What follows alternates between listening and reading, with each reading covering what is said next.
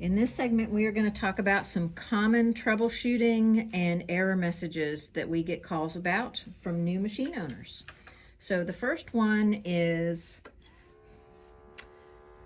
we get a call that's where my machine is making a buzzing noise. I hear a motor running. I don't know what's going on. And what this is that simply your bobbin winder is engaged. What this icon is this is actually a speed control for your bobbin winder. So if you hear that and you see that on the screen, it's most likely that your bobbin winder has accidentally gotten engaged. The next thing we hear a lot is, oh my goodness, a screw has fallen out of my machine. What do I do? My machine's falling apart. So the screw that they usually see, it's like this. It's a screw that just lays on the throat plate out of nowhere. That is a screw that actually is part of your presser foot, and it goes right in here.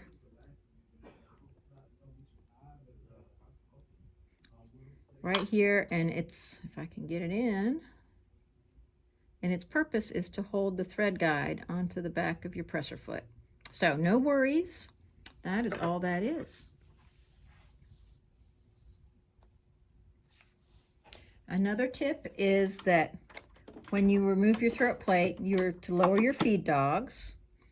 And people call and they say, well, I lowered my feed dogs, but they're not coming back up.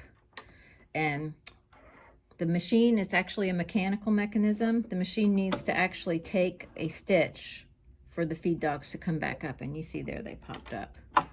So a lot of it just depends on what stage of the stitch your machine is in, whether or not the feed dogs will come back up.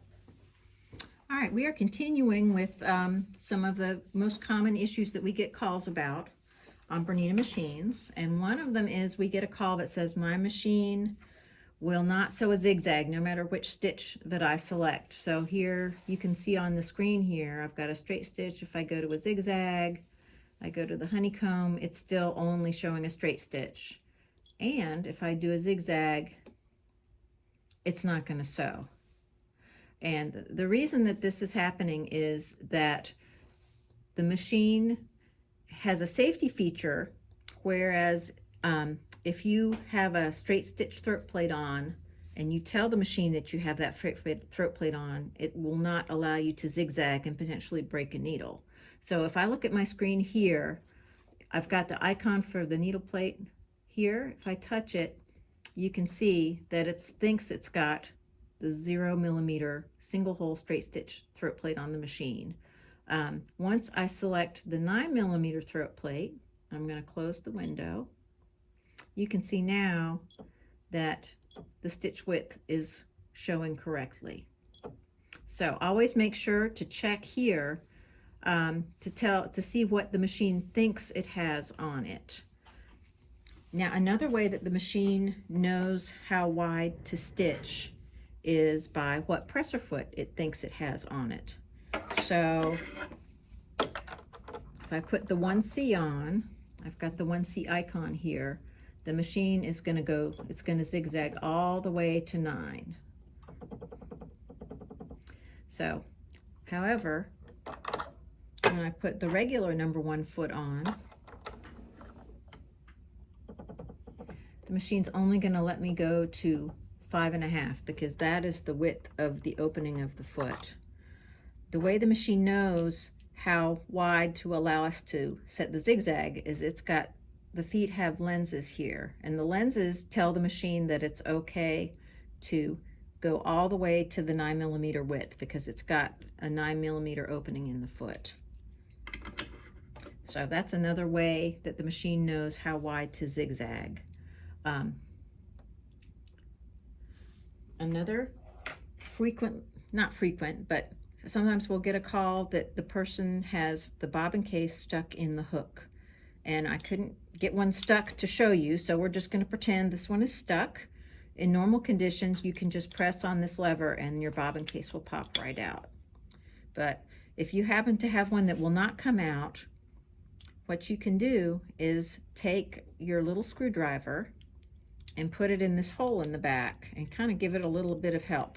So you're still going to be pushing on this lever, but at the same time, just kind of give it a tap, and that will help push it out. And in almost all cases, that will release your bobbin case from the hook. So another problem that we have is that what people call and say, my screen is frozen. What do I do? So a quick way, if your screen is frozen, it's not responding to any touch. The way to fix that is you're going to turn your machine off, then you're going to hold your needle position buttons in while you turn the machine on. And I'm going to keep holding those buttons in until the machine boots up. And you'll see in just a moment, it will boot up to the calibration screen.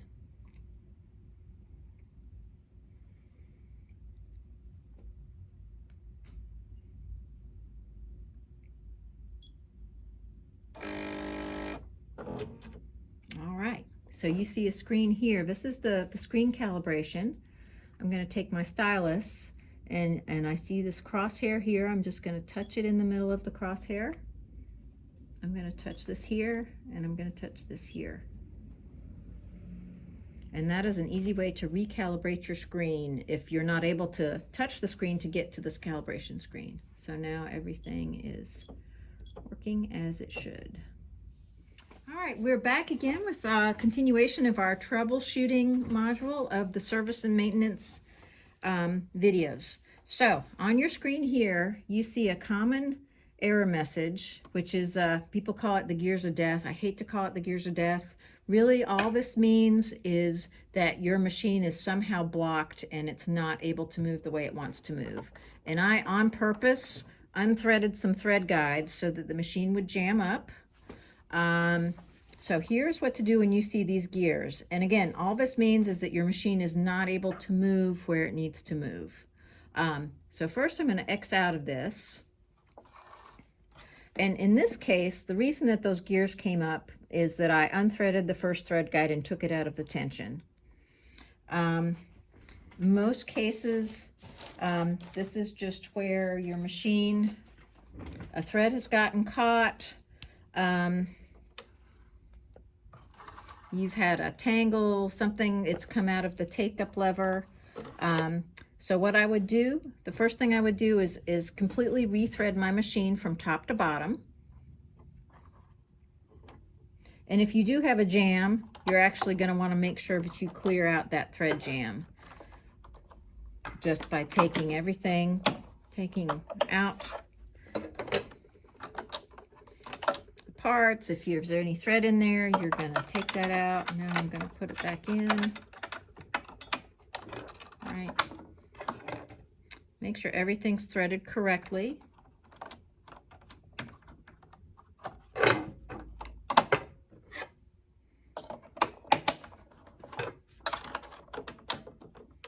I'm going to thread the top from start to finish. Notice when I'm threading, I'm going to hold the thread snugly with my right hand while threading with my left, because you want to make sure you hold the thread tightly enough that it's going to throw through all of the thread guides. So there's my... Now I'm going to just give it a test sew. And I haven't read my feed dogs, so I'll quickly do that.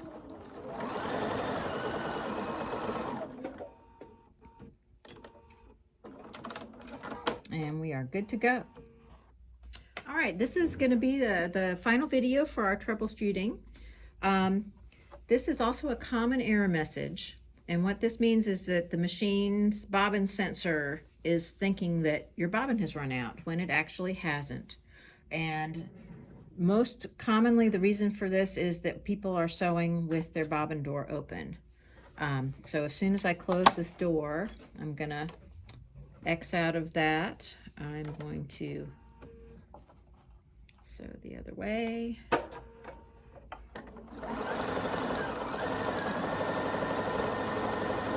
And we are back in business. I'm going to cut. And I do want to show you where your sensors are located in your machine in case you need to turn them off or on. going into setup, and here on the screen you see it's a picture of an eye. I'm going to select that, and here you have your top thread sensor and your lower thread sensor. I can turn them off just by closing the eye and turn them on by opening the eye.